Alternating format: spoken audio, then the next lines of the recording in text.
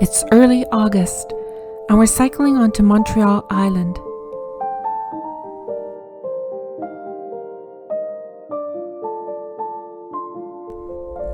The island is approximately 50 kilometers long and 16 kilometers wide at its widest point, and has a shoreline of 266 kilometers.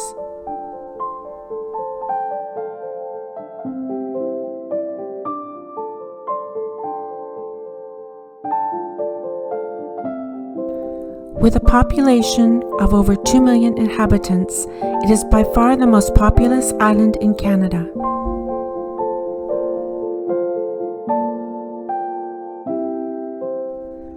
This map shows the route we're cycling in red. It's part of the Trans-Canada Trail. We started in the north and rode into the heart of the city of Montreal. The ride to the Port of Montreal was about 30 kilometers through rail corridors, neighborhoods, parks, and on bike lanes on the road.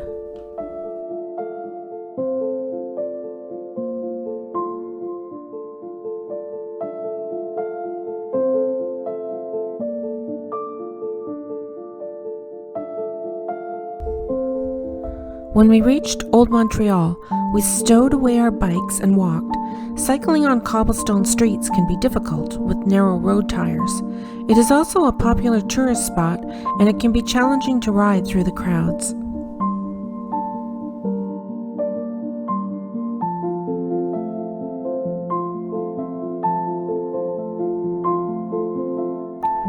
Some of the buildings in Old Montreal date back to the 1600s.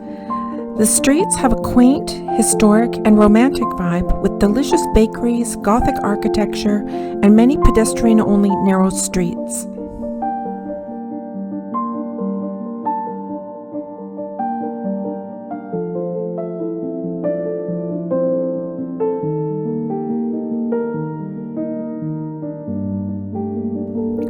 Montreal is known for its cafe culture.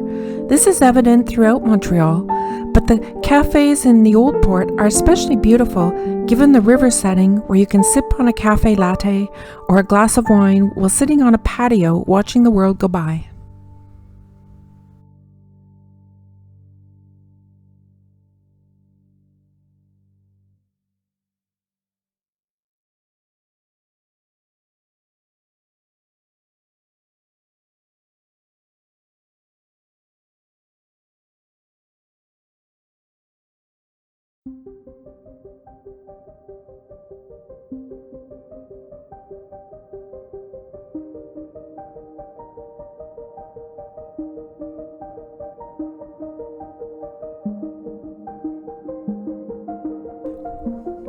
Montreal is a UNESCO design city. Criteria for design cities include architecture, public spaces, transportation, design schools, and experience in hosting fairs and events dedicated to design. It also includes having design-driven creative industries such as interior design and fashion.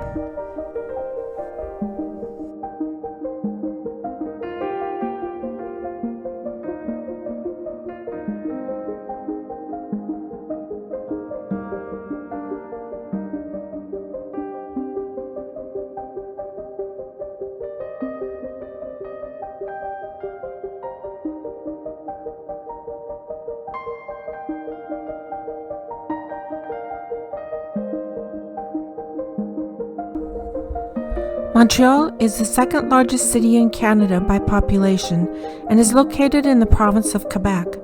Quebec is a French-speaking province, and the majority of people in the province speak French at home, as do those living in Montreal.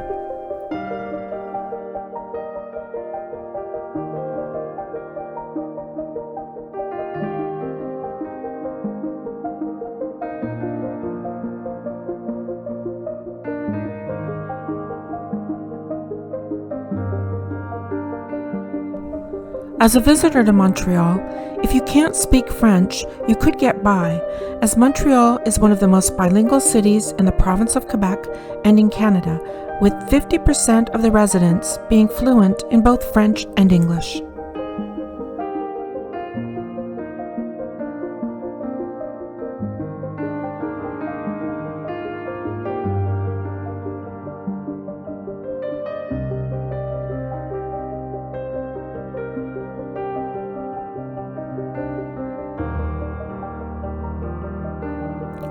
The dotted lines on the map are two spurs that go out from the Canada Trail.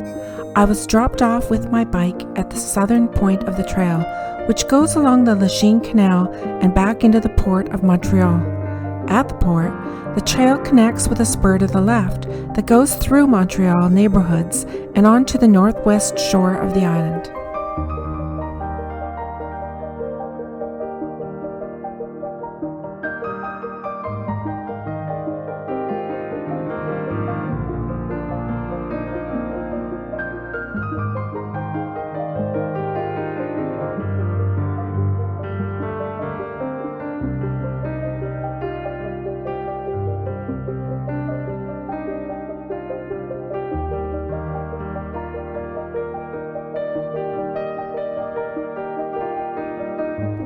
When ships started using the St. Lawrence Seaway, the canal was closed.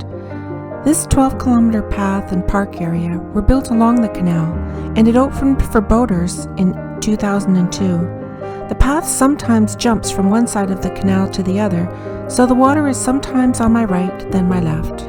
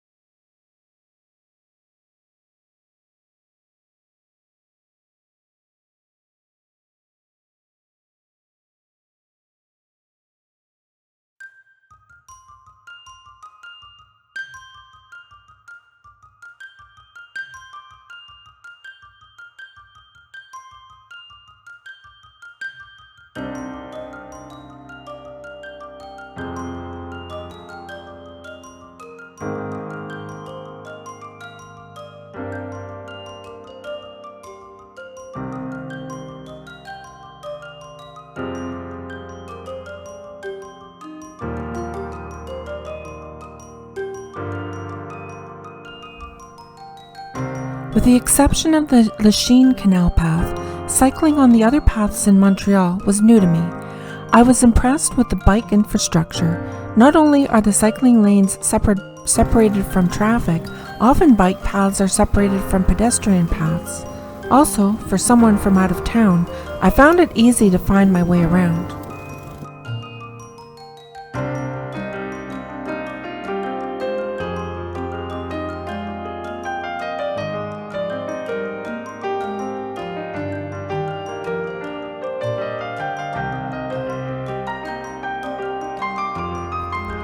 One eye-catching architectural feature in Montreal is the city's outdoor iron staircases.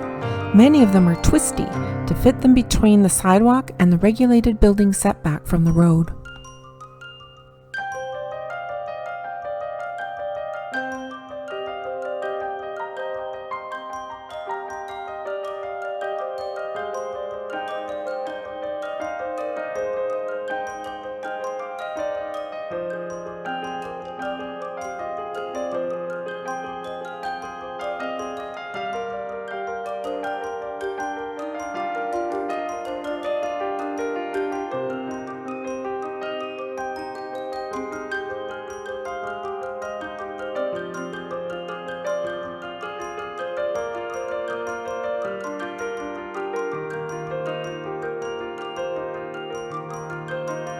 Here at the rail tracks is where the Canada Trail map ends this spur.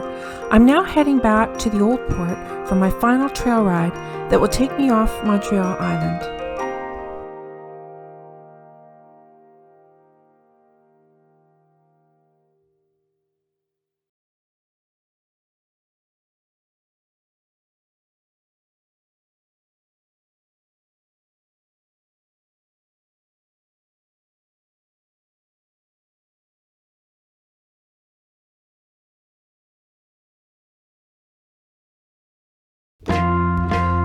cycling to the south shore first takes me through a true concrete jungle.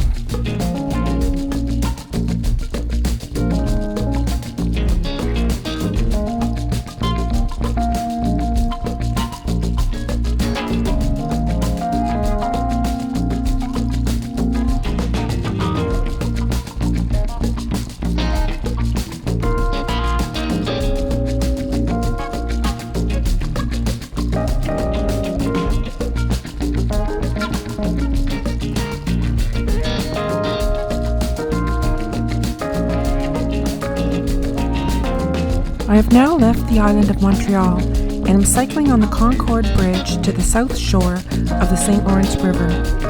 Here the path travels on two islands, Île Sainte-Hélène and Île Notre-Dame. From the bridge, I get a great view of the St. Lawrence Seaway. This passage allows ships to connect from the Atlantic Ocean to all 5 Great Lakes.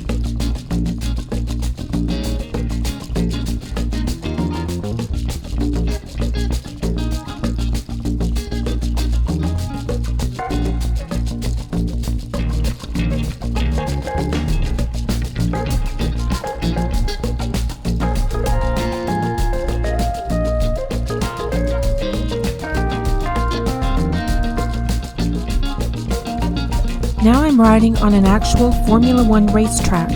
This is the Gilles Villeneuve race circuit, which the path hops on for a short distance.